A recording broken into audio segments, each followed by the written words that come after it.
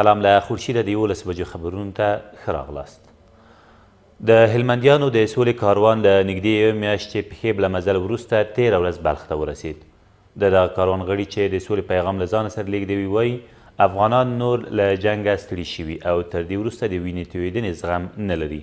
ټاکل شوی دغه کاروان په مزار شریف ښار کې تر یوې ناستې وروسته د دولت له وسلوالو مخالفینو سره د خبرو په موخه سرپل او جوزجان ولایتونو ته هم خپل سفر وغځوي.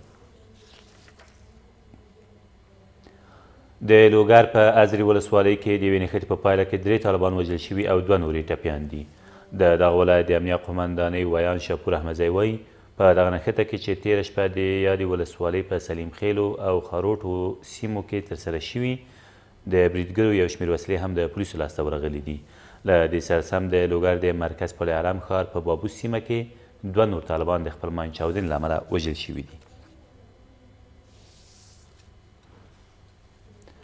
ولسمشر غني تېره ورځ په سرخي پله بندخونه کې د 50 بستریز روغتون د څارنوالانو او اداري بلاک او د بندیانو لپاره د نوي بلاک د ودانیو د بنسټ ډبرې کېښودې.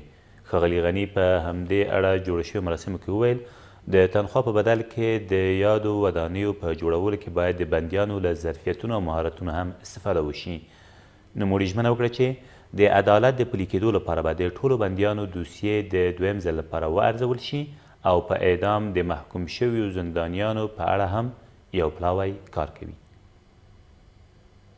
هر فردی که آزادیش سلب شده وقتی که به کار حاضر باشه ما حاضر هستم به نمایندگی دولت جمهوری اسلامی افغانستان و حکومت وحدت ملی که بهشون مشتاق بشیم.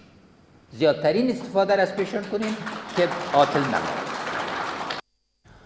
د زابل په مرکز کې د نجونو لپاره د یوه ښوونځي د جوړولو چارې تېره ورځ پیل شوې.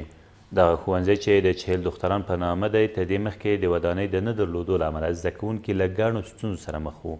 د زابل والي رحمت الله یارمل وایي اوس په دغه ښوونځي لپاره یوه ودانۍ د څه باندې 14 میلیونه افغانیو په لګښت چې د هند له لوري ورکول کیږي په 3 میاشتو کې جوړه شي.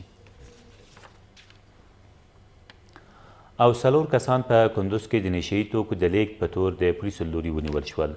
د کندوز د امنیه قومندانۍ د امنیت آمر وایي دغه کسان په تېرو 4 ساعتونو کې له 9 لیتره الکولي مشروباتو او څه باندې 2 کیلوګرامه تریاک او هیروین سره یو ځای د کندوز ښار د دویمې امنیتي حوزې له شاوخوا سیمو او د کندوز شیرخان بندر د لارې په اوږدو کې نیول شوي دي. ویل کېږي له یادو کسانو یو موټر هم ترلاسه شوی دی. دا تر دې مهاله وروستي خبرونه، تر بیا مو الله مل.